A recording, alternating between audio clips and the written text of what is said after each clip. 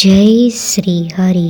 પ્રિય ભક્તજનો, આજના આ પાવન વિડીયોમાં આપણે વાત કરીશું પુત્રદા એકાદશીના વ્રત વિશે. એવું એકાદશી વ્રત જે ભગવાન શ્રી વિષ્ણુની અપાર કૃપાથી સંતાન સુખ, વંશવૃદ્ધિ અને જીવનમાં પૂર્ણતા આપે છે. એકાદશી વ્રત સમાન વ્રત નાસ્તી એવું શાસ્ત્રોમાં કહેવામાં આવ્યું છે. આ વિડીયોમાં તમે જાણશો પુત્રદા એકાદશીનું મહાત્મ્ય, વ્રત અને ઉપવાસની સંપૂર્ણ વિધિ. ઉપવાસ ન થઈ શકે તો શું કરવું? પુત્રદા એકાદશીની પાવન વાર્તા. એકાદશી તથા દ્વાદશીના દાન, દ્વાદશીના પારણા અને વિધિ, અને અંતમાં વિશેષ ભક્તિ સંદેશ. પુત્રદા એકાદશી પોષ માસના શુક્લ પક્ષમાં આવે છે. આ એકાદશીનું વિશેષ મહાત્મ્ય છે, કારણ કે આ વ્રત સંતાન પ્રાપ્તિ અને સંતાનના કલ્યાણ માટે કરાય છે. શાસ્ત્રોમાં કહેવામાં આવ્યું છે, પુત્રદા સર્વ પાપગ્નિ, પુત્ર સૌખ્ય પ્રદા શુભા.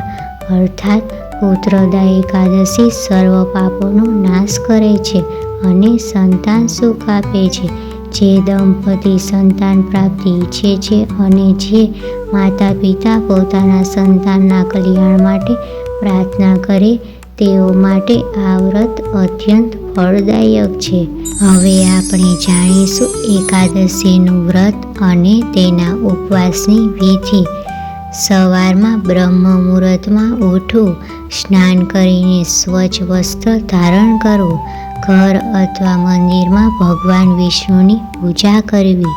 ભગવાન વિષ્ણુની પૂજામાં તુલસી પત્ર, પીળા પુષ્પ, પંચામૃત, ધૂપ, દીપ, ફળ વગેરેનો સમાવેશ કરવો.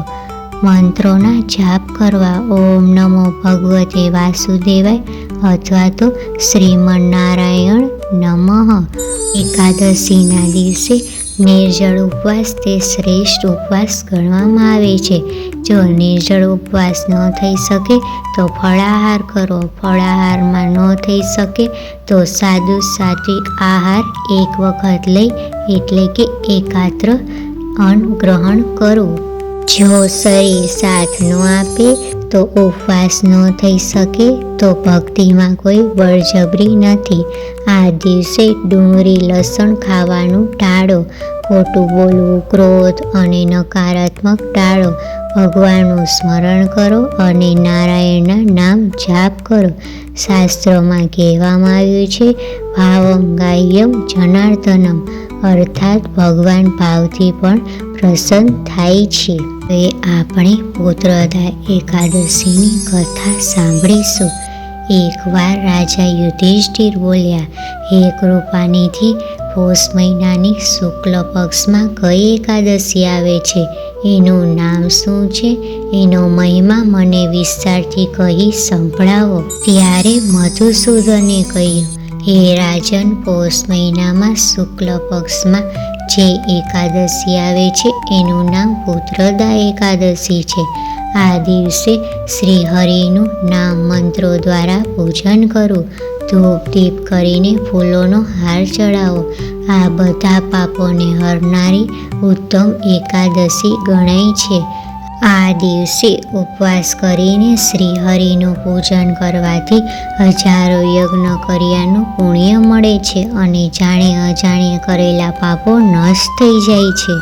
આ સચરાચર જગત સહિત સમગ્ર ત્રિલોકમાં એના કરતાં મોટી બીજી કોઈ તિથિ નથી. બધી જ કામનાઓ અને તિથિઓના દાતા ભગવાન નારાયણ આ તિથિના અધિષ્ઠાતા છે. હે રાજા યુધિષ્ઠિર, પૂર્વકાળની આ વાત છે. ભદ્રાવતી પુરીમાં રાજા સુકેતુમાન રાજ્ય કરતા હતા. તેમની રાણીનું નામ ચંપાવતી હતી. તેમને ઘણાય વર્ષો વીતી ગયા છતાં તેમને પુત્ર થયો નહીં. આથી રાજા રાણી હંમેશા ચિંતાતુર રહેતા. એક દિવસ રાજા ઘોર જંગલમાં ચાલ્યા ગયા. રાજાને ત્યાં ભૂખ અને તરસ સતાવા લાગી. આથી રાજા પાણીની તપાસ કરવા લાગ્યા. ત્યારે રાજાના પુણ્યના પ્રતાપે એક સુંદર સરોવર દેખાયું.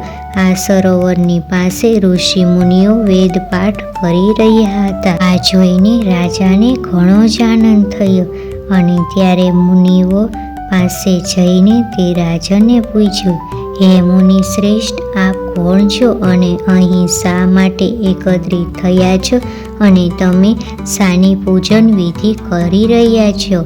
ત્યારે એને ઋષિ મુનિએ જવાબ આપ્યો, હે રાજન, અમે તપસ્વીઓ છીએ. આજનો દિવસ પુત્રદા એકાદશીનો હોવાથી ઉત્તમ છે. આ દિવસે વ્રત પૂજન કરવાથી પુત્ર રતનની પ્રાપ્તિ થાય છે. હે રાજન, તમે આ પુત્રદા એકાદશીનું શ્રદ્ધા ભક્તિથી વ્રત કરો તો તમારે ઘેર સુંદર પુત્ર રત્ન પ્રાપ્ત થશે. હે યુધિષ્ઠિર, મુનિઓના કહેવા પ્રમાણે એ રાજાએ પુત્રદા એકાદશીનું પૂરી શ્રદ્ધા ભક્તિ સાથે વ્રત કર્યું.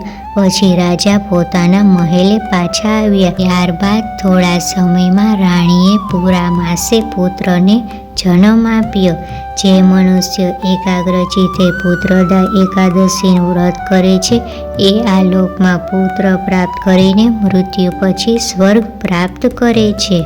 પુત્રદા એકાદશીના દિવસે દાન કરવું અવશ્ય જરૂરી છે. દાન વિના વ્રત અધૂરું છે. આ દિવસે અન્નદાન કરવું. અન્નદાન ન થઈ શકે તો ગરમ કપડાં અથવા તો કોઈ પણ રીતે દાન કરવું. દાન કરતી વખતે બોલવું, ઇદમ ન મમ, અર્થાત આ મારું નથી, ભગવાનનું છે. એકાદશીનો બીજો દિવસ એટલે કે દ્વાદશીનો દિવસ. દ્વાદશીના દિવસે પારણા કરવા અત્યંત આવશ્યક છે. આ દિવસે સવારે સ્નાન કરીને ભગવાન વિષ્ણુની પૂજા કરવી. આ દિવસે બ્રાહ્મણ અથવા ગરીબને ભોજન કરાવવું. પારણાના દિવસે આહારમાં સાદું સાત્વિક આહાર ગ્રહણ કરવું. કહેવાય છે કે એકાદશીનું ફળ પૂર્ણ દ્વાદશી પારણેન, અર્થાત એકાદશીનું ફળ ત્યારે જ મળે છે જ્યારે દ્વાદશીના પારણા કરવામાં આવે છે. દ્વાદશીના દિવસે દાનનું બહુ વિશેષ મહત્વ છે. આ દિવસે ગૌદાન કરવું. ગૌદાન ન થઈ શકે તો અનાજનું દાન કરવું. અનાજનું દાન ન થઈ શકે તો ધનદાન અથવા તો જરૂરિયાતમંદને મદદ કરવી.